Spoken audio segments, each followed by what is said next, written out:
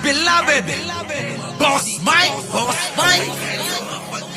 Cervera. Trillanes, sino Nako, pa ho mga sa tingin niyo kababayan. po ang may maruming kamay aside kina Diskaya dito sa Eto, mga kababayan ko ha. Villanueva, makinig ka. Oy, ikaw, di ba magdidemanda ka? Eto, ayan o. Si Trillanes, demanda mo. Ha? Oh, ikaw puro ka banta sa mga maliliit eh. Alam nyo, itong mga politiko na to, maliliit lang ang kaya eh. Di ba? Di ba, Direk Freddy Valera? Lagot, kakasuhan daw tayo. Sabihin mo sa kanya, eto siya. Sabi mo nga, di ba, Direk? Eto ka, oh! Ganon, ha? Puta na. Wala pang ano ng takot natin sa mga to. Kayo na nagnanakaw, kayo pa mananakot? Saan kayo nakakita ng ganon, mga kababayan ko? Parang pelikula, no? Sila na nagnanakaw, sila na gumagawa ng masama, sila pa nananakot. Kaya eto, para sa inyo. Ganon. Si Direk eh. Nandiyan si Direk, oh. Sa mga hindi pa nakapag-subscribe dyan kay Direk, Freddy Villanueva tuloy. Direk Freddy Valera. Oh, hindi ho Villanueva, mga kababayan, ha? Yan, oh. So ngayon, eto na. Oh. Eto bang si Trillanes ay ididemanda netong mokong na tong si Alive? Ha? Ito tukmol ito eh. O ayan. Oy, dagdag mo siya, demanda mo ha. Ito tong kinang inan. Itong sorry ho ha. Sorry. Itong hong senador na magdidemanda daw. Ito yung mga sinasabi namin dito, dagdag mo. Oo, dagdag mo. Kinang ina mo. Oo, di ba? Mga kababayan, nakakabwisit. Ang kaya lang ho kasi, yung pong mga maliliit na kagaya natin eh. Hindi po ba, mga kababayan? Oh, eto, subukan mo nga. Si Trillanes, kasuhan mo. Oh, eto, pakinggan mo ha, makinig ka rito. Alive, dila. Oh, sige na. Pasok! Ginoong Trillanes, sino pa ho sa tingin niyo po ang may maruming kamay aside kina Diskaya dito sa sinasabi yung ginagamit lamang po ng mga politiko? Ano po yung mga impormasyon na nakuha niyo aside pa rin kay Mr. Go? Ang lumalabas na pangalan, kagaya nung naimbestigahan ng Rappler, ay itong si Joel Villanueva. Oh! Kita mo! Ayan na, binanggit na yung pangalan mo. Oh, relax lang ho ako. Hindi ho eh. Sino ba naman ho? Hindi manggigigil. Ayun, high blood na daw ako. Hindi ho eh. Nakakagigil ho talaga, di po ba? Mga kababayan, biruin nyo, sila na yung gumagawa ng masama. Kayo na nagnanakaw. Ha? Na para sa amin sanang taong bayan. Kayo pa may ganang maghabla? Oh, tignan eh. Wala. Oh, walang kalma-kalma. Hindi ako kumakalma rito. Oo, gusto ko yung demanda ni Joel Villanueva eh. Sa totoo lang. Oo, magdemanda ka na. Ganon, di ba? Walang ito na oh.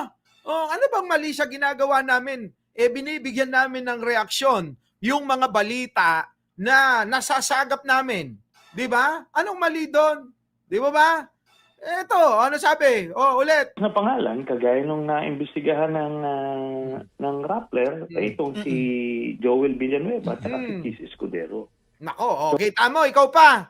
Kaya ba itong si Chis Escudero, isa pa, Villanueva, hindi lang ikaw ang nag-iisa. Sasabihin mo, bakit ako lang ang tinitira nila? Ako yata mukhang tinatrabaho. Anong tinatrabaho? Kung wala kang ginawang masama, kung hindi ka nai-involve sa mga ganitong mga gawain na di umano'y ikay tumatanggap ng mga kwarta sa mga kontraktor, hindi ka naman mababalita. Sino ka ba para pagtuunan namin ng pansin, ano? Pero kailangan naming sabihin sa maraming tao na ikaw ay involved saan? Sa mga ganitong gawain na hindi katanggap-tanggap ng taong bayan. Oh, yan mga kababayan, di ba? Oh. Di ba? Yan po eh. Paano na ito? Ikaw, Cheese. Ano na nangyari sa'yo? Bakit bigla kang nanahimik? Doon naman sa hearing mga kababayan. Si Cheese Escudero, nakita nyo naman. Di po ba? Nakita nyo si Cheese Escudero, binanggit inamin nung contractor na talagang nagbigay ng 30 million na ano, para sa kampanya mo, na bawal na bawal na bawal na bawal yun. Di po ba, mga kababayan ko? Yan! Oh. Tuloy! So, ito mabigat kasi meron talagang dokumento na Nako! tumanggap sila sa Na? mga contractors na ito. Nako, kita nyo, ayan Joel Villanueva, ang senador na iyakin. Ito, ito, dagdag mo yung mga sinasabi ko sa'yo. Ang senador na iyakin, mga kababayan, si Joel Villanueva, ayan, binibisto ni Senator Trillanes. May dokumento daw na hawak siya, ano ngayon? Ano ang gagawin mo ngayon? Sinasabi ni Trillanes, may dokumento na magpapatunay na kayo'y mga tumatanggap ng mga kwarta sa mga kontraktor. Naku, kung karap lang kita, ganun. Alam nyo, mga kababayan, ang tao pantay-pantay. Oo. Naiiba lang kasi sa kultura na kapag mayaman ka, iba ang tingin. Pero dapat baguhin na natin yan, mga kababayan ko Dapat ang tingin natin kahit kanino, mula presidente, hanggang sa mga tulad nating mga dukha. Mga kababayan, pantay-pantay tayo Oo, di ba? Dapat pantay-pantay tayo. Lumalamang lang kayo dahil nagnanakaw kayo. Ganon, di ba? Kayo ba naaatim nyo yung mga ganon? Habang kayo ay nagpapakasasa sa pera ng taong bayan, pera namin yung ninanakaw nyo. Pera ng taong bayan, kasama ako, kasama tong mga nanonood dito. Di ba? Ninanakaw nyo. Kaya, anong ginagawa nyo? Para makalamang kayo, magpapakarami kayo ng pera dahil sa pera ng taong bayan. Kininayo, kunak manan. Di ba? Mga kababayan ko? Hindi, nakakagigil mga kababayan Kaya nga ako, tinapos ko muna yung mga trabaho. Dapat kaninang umaga pa to Di ba? Pera natin nanakawin nila Kakainis. Eto, may dokumento daw na magpapatotoo. Paano ngayon ito? Tapos tatakutin mo yung mga tulad namin na Direct Freddy na ididemanda kasi binabanatan ka, ini-expose ka, nagbibigay kami ng reaksyon sa mga nangyayari dito sa issue ng pandurugas. Na di umano'y kinakasasangkutan mo. Di ba? Yan Di ba? Tuloy. Okay? Ngayon, sasabihin natin, marami pa sila, marami pang involved Dito. Escudero. Imbestigahan ng Rappler, itong si Joel Villanueva at si Chis Escudero. Kita nyo? Special mention kayong dalawa. Chis Escudero. Walastik naman. Hindi ba, alam nyo, yung buhay ninyo, hindi ba magkasya yung mga pera ninyo? Mukhang hanggang sa kabilang buhay mabubuhay na kayo ng marangya mga kababayan. Hanggang sa kabilang buhay, mabubuhay na sila ng marangya. Sana madala nyo yung pera nyo. Di ba? Yun nga ang isang mayor diyan sa may Bulacan, mga kababayan, hindi ko nababanggitin yung dahil hari nawa yumaon na. Mga kababayan, biruin ninyo yung kakaprasyong 2 dipa na lupa na tinayuan ng bodega ko Kinamkam pa.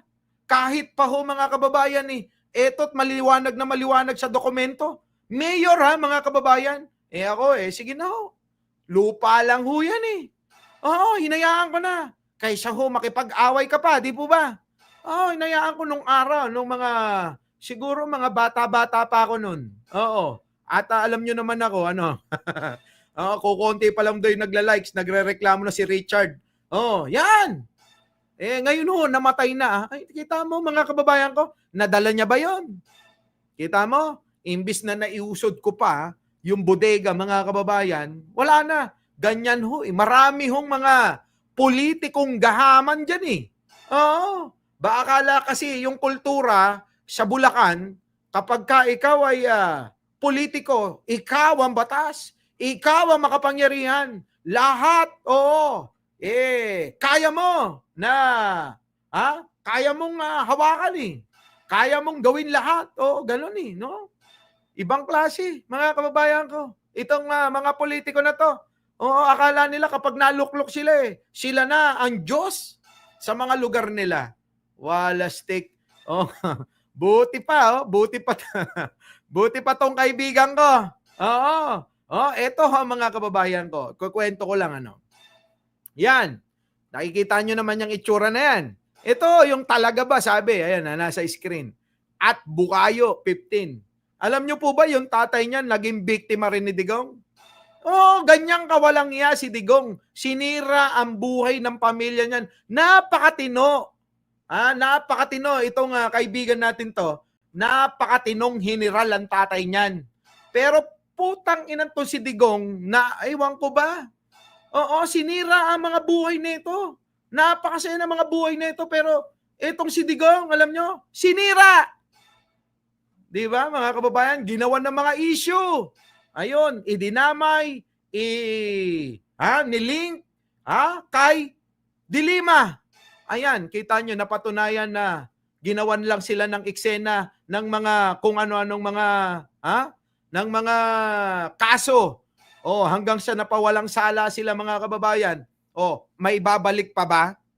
Yung mga buhay, panahon na nawala sa pamilya nila?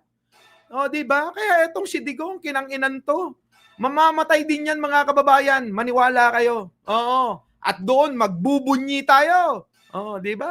Nako, ewan ko, mga kababayan. Sorry talaga. Oo, nakaka-high blood O, eto na. Balikan na natin to. Yun na. O, panoorin nyo nga munang maigi. Ano? O, yan na. Ginoong Trillanes, sino pa ho sa tingin niyo po ang may maruming kamay? Aside kina Diskaya, dito sa sinasabi yung ginagamit lamang po ng mga politiko, ano po yung mga impormasyon na nakuha niyo aside pa rin kay Mr. Go? Ang lumalabas na pangalan, kagaya nung naimbestigahan ng Rappler, itong si Joel Villanueva at si Chis Escudero. So, ito mabigat kasi meron talagang dokumento na tumanggap sila sa mga contractors na ito.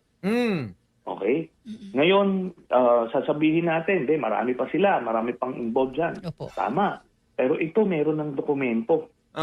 Di ba? Ayan. Mga kababayan, may dokumento daw. Kinang-ina mo, Villanueva, wala akong pakialam kung sina-senador ka. Di ba? Kahit politiko lahat yung pamilya mo dyan sa Bukawi, Bulacan, Eto. Binibigyan ko ng reaksyon. Sinasabi rito may magpapatunay daw ng mga dokumento laban sa'yo. Di ba? Mga kababayan ko. Paano ito? Paano mo sasagutin? Tapos pagtutuunan mo yung mga katulad namin? Sila ang labanan mo. Yung mga tao na nagsasabi na ikaw ay kasangkot di umano sa mga gawaing hindi kaaya-aya sa paningin ni bro at ng taong bayan. Di ba? Gamit-gamit po. Alive, alive, alive forevermore. Di po ba, mga kababayan ko? Tama tayo Di ba? Huwag nyo kaming duduruin. Pare-pares lang naman tayo. Di ba? Tao tayo, Pilipino tayo. Hindi wag nyo sabihin nakakalamang kayo dahil kayo lahat ng kapangyarihan meron kayo. Kayamanan meron kayo. Ang tanong, maipagmamalaki nyo ba yan? Kung ngayon nababatikan ng galing sa hindi maganda, galing sa nakaw, galing sa panduruga sa bayan. Di po ba, mga kababayan? Anong klaseng pagmamalaki? Kung galing naman doon sa mga ganong bagay, yung iyong mga bagay, kayamanan, kapangyarihan na meron ka, wala Di ba? Walang silbi yun. Oo, maraming tao ang nakatingin sa inyo, minumura kayo mula ulo hanggang baba. Oo, mula ulo hanggang paa nyo. Baka mamaya ibang baba yung isipin, sige, tuloy. Ito ng maliwanag na pruweba na sangkot sila. Kita mo? Ito daw, maliwanag ang pruweba na sangkot kayo. Sangkot daw kayo sa pagnanakaw. Di ba mga kababayan ko? Oo.